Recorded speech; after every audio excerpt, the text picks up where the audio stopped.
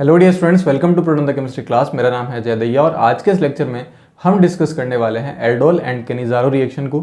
ये जो रिएक्शन है वो नीट पॉइंट ऑफ व्यू से अगर हम देखें या फिर जेई के पॉइंट ऑफ व्यू से देखें या फिर अगर हम बोर्ड के पॉइंट ऑफ व्यू से देखें तो ये तीनों ही एग्जाम के लिए बहुत ही इंपॉर्टेंट रिएक्शन है। आपको बोर्ड एग्जाम में भी इसके क्वेश्चंस देखने को मिल सकते हैं, नीट एंड जेई के अंदर भी आपको ये रिएक्शन देखने को मिल सकती है। तो आज हम लोग इसको पूरा अच्छे से डिटेल जो है इसका मैकेनिज्म जो है वो स्टडी करेंगे कि कैनिज़ारो कैसे होती है या फिर एल्डोल कैसा होता है और किस किस तरीके से क्वेश्चन जो है वो पूछे जा सकते हैं। हम लोग जेई के पैटर्न पे भी क्वेश्चंस करेंगे और हम नीट के पैटर्न के भी क्वेश्चंस करेंगे। मैं आपको कुछ सिंपल ट्रिक्स भी बताऊंगा जिसको यूज़ करके आप लोग एल्डोल और कैनिज़ारो का जो प्रोडक्ट है वो ईजिली ऑब्टेन कर सकते हैं। क्लियर है? चलिए, तो बिना टाइम वेस्ट करे हम स्टार्ट करते हैं एल्डोल रिएक्शन के बारे में। अगर हम बात करें कि कौन से कंपाउंड जो होते हैं वो एल्डोल रिएक्शन देते हैं, तो बहुत बेसिकली अगर हम थोड़ा सा ध्यान से समझे इसको कि जो कार्बोनाइल कंपाउंड्स होते हैं जिनके पास अल्फा हाइड्रोजन होते हैं, वो जो कंपाउंड्स होते हैं वो एल्डोल रिएक्शन देते हैं। अभी जो एल्डोल रिएक्शन होती है उसको हम दो अलग अलग मीडियम में स्टडी करते हैं। मेनली जो इसकी मैकेनिज्म हम लोग लिखते हैं वो हमेशा बेसिक मीडियम में ही इसकी मैकेनिज्म जो है वो स्टडी की जाती है, जिसको हम बेस कैटलाइज्ड एल्डोल रिएक्शन हम लोग बोलते हैं। और इसमें भी अगर हम आगे इसका कंडेंसेशन कर दें तो फाइनली हमें जो प्रोडक्ट मिलेगा वो एल्डोल कंडेंस प्रोडक्ट जो है वो देखने को मिलता है। क्लियर है? तो देखते हैं ये कैसे बनाई जाती है, उसको हम सिंपल एक एग्जाम्पल से समझते हैं। तो सबसे पहले हम डिस्कस करेंगे एल्डोल को। तो इसके लिए मैं एक सिंपल सा एक एग्जाम्पल जो है वो ले लेता हूँ। एग्जाम्पल हमारे पास में बहुत सिंपल, ये एक एग्जाम्पल है जिसका नाम है एसिटाल्डिहाइड। क्लियर है? मैंने आपको बताया कि जो एल्डोल की कंडीशन है, एल्डोल वही कार्बोनिल कंपाउंड्स दे सकते हैं जिनके पास अल्फा हाइड्रोजन होता है। जिनके पास अल्फा हाइड्रोजन नहीं होता है वो एल्डोल नहीं देते हैं, वो कैनिज़ारो रिएक्शन शो करते हैं। क्लियर है? क्या डिफरेंस होता है इन रिएक्शन में हम वो भी डिस्कस करेंगे। चलिए, तो देखें, सबसे इम्पॉर्टेंट अगर हम बात करें कि हमारे पास में ये एक एसिटाल्डिहाइड है, मैं लिख देता हूँ एसिटाल्डिहाइड। एंड ये जो एसिटाल्डिहाइड है इसके पास में मैं अगर बात करूँ तो अल्फा हाइड्रोजन मेरे पास कितने हैं? 3 अल्फा हाइड्रोजन। मुझे इसके 2 मोल्स चाहिए और जब मैं इसकी रिएक्शन हम जनरली बेसिक मीडियम में कराते हैं तो अगर हम इसके अंदर क्या यूज़ करते हैं, हम यूज़ करते हैं डाइल्यूट KOH। ठीक है, आप डाइल्यूट KOH लिख सकते हो, आप डाइल्यूट NaOH लिख सकते हो, कुछ भी लिखा जा सकता है। तो बेसिकली आपको बेस यहाँ पे लेना होता है। ठीक है, BOH का होल ट्वाइस इसमें लिया जा सकता है। तो मेनली आप मेरे हिसाब से समझ चुके हैं कि हम लोग बेस यूज़ करते हैं। तो इससे जो प्रोडक्ट बनता है वो प्रोडक्ट किस तरीके से बनता है, और इसमें ध्यान रखना 2 तरीके की रिएक्शन होती है कि पहले एल्डोल प्रोडक्ट बनता है। जो एल्डोल प्रोडक्ट आएगा वो कुछ इस तरीके से आएगा CH3, एंड फिर यहाँ आएगा CH, एंड फिर यहाँ आएगा OH, एंड फिर अगेन यहाँ आएगा CH2, एंड यहाँ आएगा C डबल बॉन्ड O, फिर यहाँ H। ये जो प्रोडक्ट है इस प्रोडक्ट को हम बोलते हैं, क्योंकि ये वाला जो कार्बन है आपके पास, this carbon is known as alpha carbon and this carbon is known as beta carbon. I hope आपको रेड मार्कर जो है वो दिख रहा है। क्लियर? एंड इसीलिए इसका नाम जो होता है वो क्या होता है? बीटा हाइड्रोक्सी कार्बोनाइल ग्रुप या carbonyl compound. It is beta hydroxy carbonyl compound. ठीक है, तो ये एक एल्डोल प्रोडक्ट होता है। ठीक है, इसको हम क्या बोलेंगे? This is aldol. एल्डोल क्यों बोलते हैं इसको? क्योंकि इसमें एक एल्डिहाइडिक ग्रुप है और एक अल्कोहल ग्रुप है, तो इसीलिए एल्डिहाइड से ALD यूज किया गया, अल्कोहल से ऑल यूज किया गया, सो इसको नेम दिया गया एल्डोल।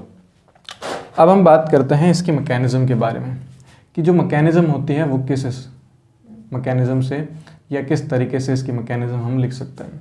तो बहुत सिंपल सा आपको ध्यान क्या रखना है, पूरी ऑर्गेनिक केमिस्ट्री के अंदर अगर हम मैकेनिज्म की बात करते हैं तो किसी भी मैकेनिज्म में जब एसिड बेस की अगर पॉसिबिलिटी हमें दिखती हो तो फर्स्ट हम लोग वहाँ क्या यूज़ करते हैं? एसिड बेस रिएक्शन को हम लोग यूज़ करते हैं। तो सिमिलर इसमें भी ऐसा ही होता है। क्या हम लोग करते हैं? तो हमारे पास में एक जो मॉलिक्यूल है वो कुछ इस तरीके से, ठीक है, और यहाँ हमारे पास में एक हाइड्रोजन है, एंड ये जो हाइड्रोजन है ये सबसे पहले हमने मीडियम ले रखा है, बेसिक मीडियम। सो OH माइनस मैंने ले रखा है, और आपको पता है कि जो बेस है वो इस हाइड्रोजन को एब्स्ट्रैक्ट करेगा और ये हाइड्रोजन यहाँ से निकल जाएगा। और जब ये हाइड्रोजन यहाँ से निकलेगा सो आप क्लियरली देख सकते हैं कि यहाँ आपको क्या मिलेगा? एक आयन मिलेगा which is carbon ion, and इसको ही हम लोग क्या बोलते हैं, इनोलेट आयन।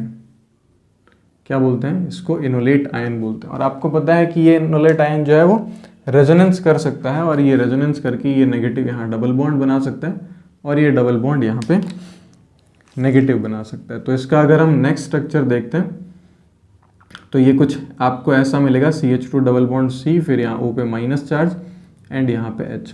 तो ये इसका रेजोनेटिंग स्ट्रक्चर्स या रेजोनेटिंग स्ट्रक्चर आप देख सकते हो। नेक्स्ट अगर हम बात करें कि ये जो इनोलेट आयन है इसको हम लोग यूज़ करेंगे, ये फर्दर जो है एज अ न्यूक्लियोफाइल कंसिडर किया जाएगा जो कि इस पर फिर से अटैक करेगा। तो जो हमारे पास में नेक्स्ट मॉलिक्यूल होगा वो क्या होगा, नेक्स्ट मॉलिक्यूल होगा CH3 जो कि हमने ले रखा है, डबल बॉन्ड O एंड यहाँ H आएगा।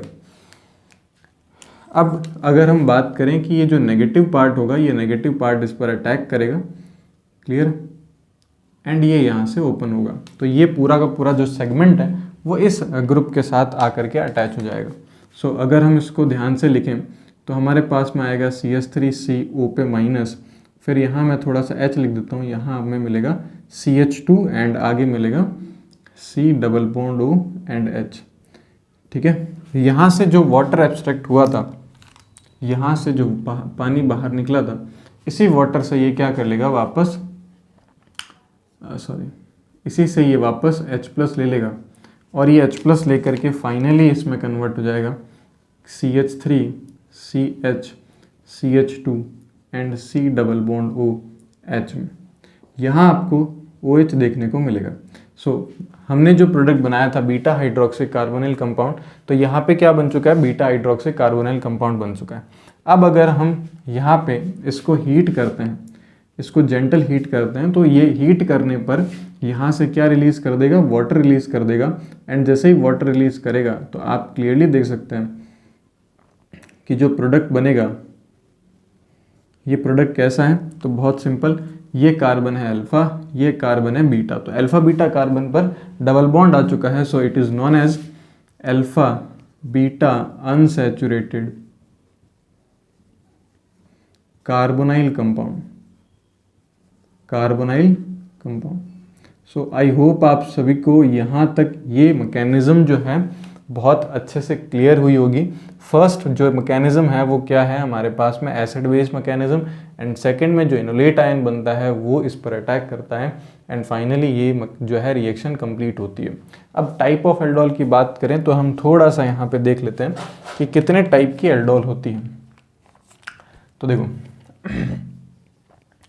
अगर हम बात करें टाइप ऑफ एल्डोल की, तो टाइप ऑफ एल्डोल में देखो हमारे पास में फर्स्ट जो आता है which is known as simple aldol. अब सिंपल एल्डोल का मतलब क्या होता है, तो सिंपल एल्डोल का सिंपल सा मीनिंग होता है कि एक ही टाइप ऑफ हमारे पास में एल्डिहाइड होगा, या फिर एक ही टाइप ऑफ हमारे पास में क्या होगा, कीटोन होगा, तो उसको तो हम बोलते हैं सिंपल एल्डोल। वहीं अगर हम बात करें कि सेकंड जो हमारे पास में टाइप आता है, second is cross aldol. Cross aldol क्या होता है, क्रॉस एल्डोल का मतलब होता है कि दो डिफरेंट टाइप ऑफ एल्डिहाइड होंगे, दो डिफरेंट टाइप ऑफ कीटोन होंगे, या फिर एक एल्डिहाइड होगा या फिर दूसरा कीटोन होगा। तो उसके केस में हम लोग क्या करेंगे, दो अलग अलग कंपाउंड्स हैं, दो अलग अलग फंक्शनल ग्रुप्स हैं, वहाँ से हम लोग क्या कर सकते हैं, एल्डोल करा सकते हैं, तो डिफरेंट डिफरेंट प्रोडक्ट्स बनते हैं। क्लियर। थर्ड अगर हम बात करें, third is intramolecular aldol. Intramolecular aldol, intramolecular aldol का मतलब क्या होता है कि एक ही मॉलिक्यूल के अंदर एल्डिहाइड ग्रुप या दो एल्डिहाइड ग्रुप प्रेजेंट होंगे, या फिर दो कीटोनिक ग्रुप प्रेजेंट होंगे, या फिर एक एल्डिहाइड ग्रुप प्रेजेंट होगा और एक कीटोनिक ग्रुप प्रेजेंट होगा, जिनके पास अल्फा हाइड्रोजन होंगे, वो आपस में रिएक्शन करेंगे, और उसी को हम क्या बोलते हैं, इंट्रामोलिकुलर एल्डोल रिएक्शन बोलते हैं। आई होप आपको यहाँ तक समझ में आया होगा। इसी के अलावा अगर हम बात करें कि जेई के पॉइंट ऑफ व्यू से कई बार आपको एक स्पेशल टाइप ऑफ एल्डोल भी देखने को मिल सकता है, जिसको हम लोग रेट्रो एल्डोल रिएक्शन बोलते हैं। अब रेट्रो एल्डोल रिएक्शन क्या होती है, तो इसको हम लोग पूरा सेपरेटली जो है वो डिस्कस करेंगे, क्योंकि ये मेंस में बहुत कम देखा गया है। एडवांस पॉइंट ऑफ व्यू से अगर हम बात करें तो वहाँ आपको इसके कुछ क्वेश्चंस देखने को मिल सकते हैं, जिसमें हम लोग क्या करते हैं कि हमें एक ऑलरेडी एल्डोल प्रोडक्ट दिया हुआ होता है और हमें उससे एक बेटर एल्डोल जो प्रोडक्ट है वो बनाना होता है, या फिर हम ये बोल सकते हैं कि एक हमें एल्डोल तो दिया होता है बट उसको हमें रिवर्स में रिएक्शन करानी होती है और रिएक्टेंट जो होगा वो पॉसिबल रिएक्टेंट हमें फाइंड आउट करना होता है। तो ये होता है रेट्रो एल्डोल रिएक्शन, जो कि मोस्टली अभी हमें रिक्वायरमेंट नहीं पड़ती है रेट्रो एल्डोल की, या फिर हम बोल सकते हैं कि इतना ज़्यादा मेंस के लिए वो इम्पॉर्टेंट नहीं है। मेनली हम लोग क्या पढ़ेंगे, ये 3 पढ़ेंगे जो कि हमारे पास में simple aldol, cross aldol and intramolecular aldol होगा। क्लियर? चलिए फटाफट से आप इसको कॉपी करें, फिर हम एक बार मैकेनिज्म देख लेते हैं कैनिज़ारो की मैकेनिज्म कैसे होती है, फिर हम इन सबको कंबाइन करेंगे। चलिए अब हम बात करते हैं एल्डोल रिएक्शन तो हम लोगों ने कंप्लीट कर लिए। अब हम बात करते हैं कि जो कैनिज़ारो रिएक्शन होती है वो किस तरीके से होती है।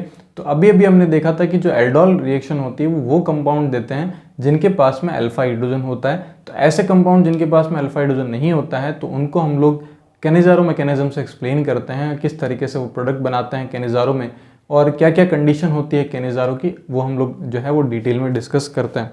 तो देखें, अगर हम बात करें कि कैनिज़ारो रिएक्शन जो होती है वो किस तरीके से होती है, तो अभी हमने ये डिस्कस किया था ऐसे कंपाउंड जिनके पास में अल्फा हाइड्रोजन नहीं होते हैं।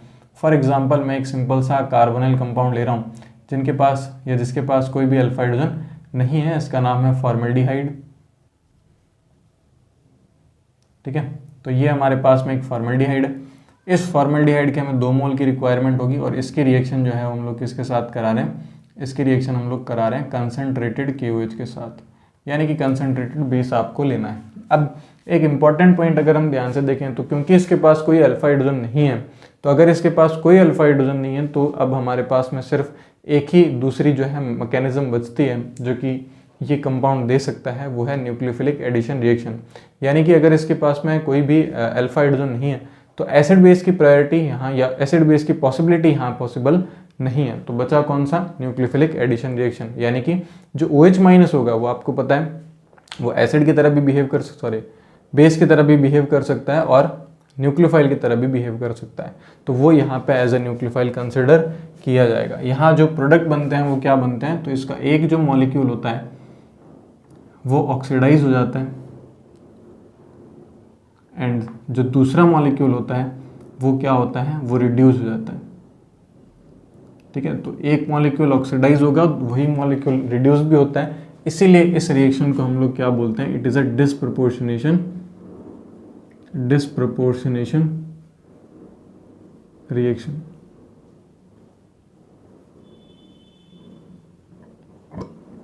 एंड सेकंड अगर हम बात करें इसी में, ये एक रेडॉक्स रिएक्शन भी है, क्योंकि आगे हम लोग पढ़ेंगे कि कुछ कंपाउंड, यानी कि अगर हम क्रॉस कैनिज़ारो की बात करें तो इन केस ऑफ क्रॉस कैनिज़ारो में क्या होता है कि वो डिस्प्रोपोर्शनेशन नहीं होती है, वो रेडॉक्स रिएक्शन होती है। ठीक है, चलो अब हम बात करते हैं इसकी मैकेनिज्म पर।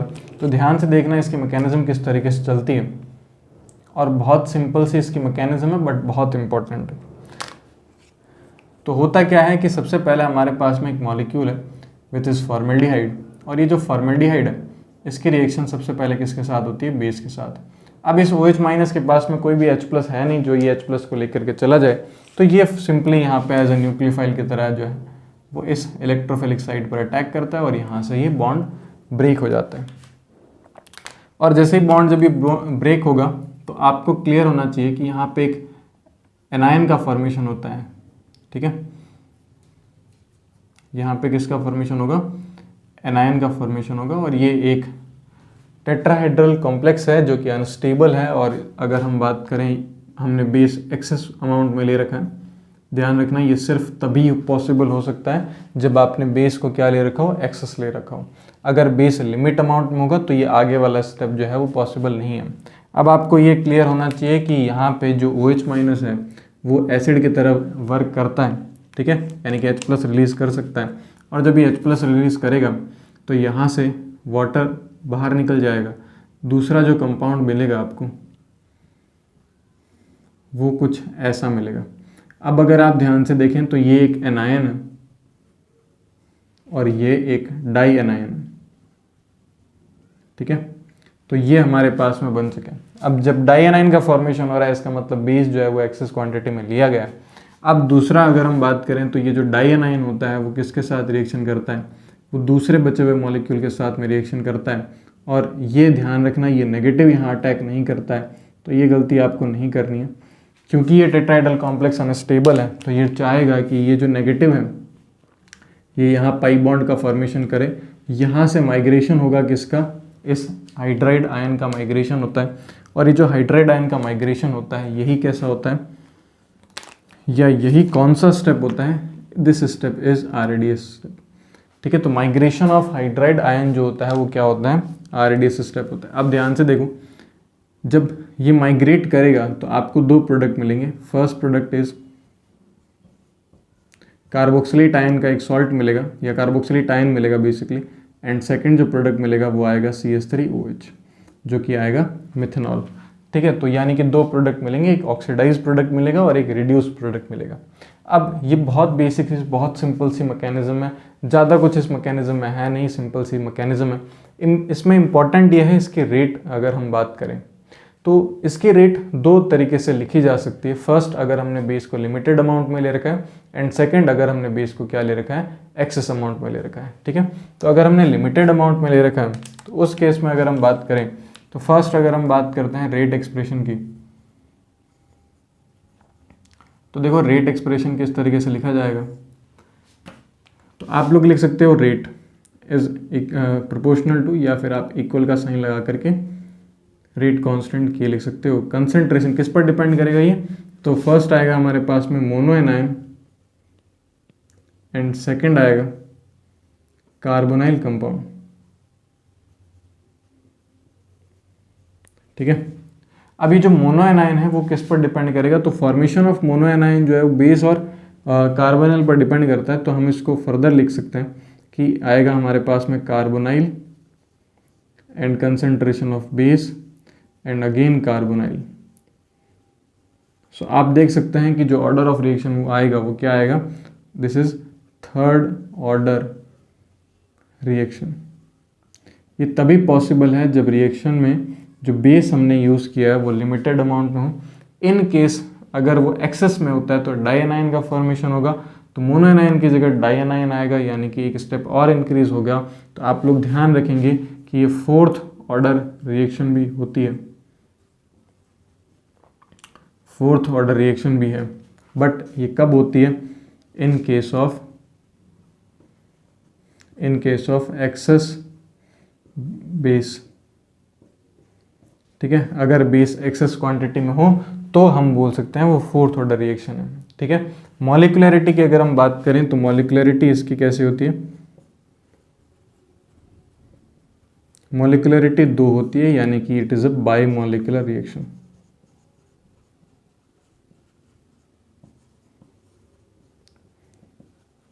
ठीक है, तो मेरे हिसाब से आपको कैनिज़ारो कंप्लीटली समझ में आ गया होगा, आपको एल्डोल भी अच्छे से समझ में आ गया होगा कि किस तरीके से एल्डोल होता है और किस तरीके से कैनिज़ारो होता है। अगर आप लोगों को ये दोनों मैकेनिज्म जो है बहुत अच्छे से क्लियर हो चुकी है तो इसके जो क्वेश्चन आपको मिलेंगे वो हम लोग नेक्स्ट क्लास में जो है वो डिस्कस करेंगे, यानी कि नेक्स्ट वीडियो में डिस्कस करेंगे। तो अगर आपको क्वेश्चन जो है वो देखने हैं या क्वेश्चन सॉल्व करने हैं तो आप नेक्स्ट वीडियो को ज़रूर देखें। एंड अगर आपको ये पूरा का पूरा एल्डोल और कैनिज़ारो का जो सिंपल सा मैकेनिज्म है बट इंपॉर्टेंट मैकेनिज्म है वो अगर आपको समझ में आया है तो प्लीज़ वीडियो को लाइक करें, चैनल को जरूर सब्सक्राइब करें। मिलते हैं नेक्स्ट वीडियो के अंदर जिसमें हम लोग डिस्कस करेंगे कैनिज़ारो और एल्डोल के कुछ अच्छे क्वेश्चंस जो कि आपके नीट में भी हेल्प करेंगे और जेई के अंदर भी हेल्प करेंगे। मिलते हैं नेक्स्ट वीडियो के अंदर, तब तक के लिए गुड बाय।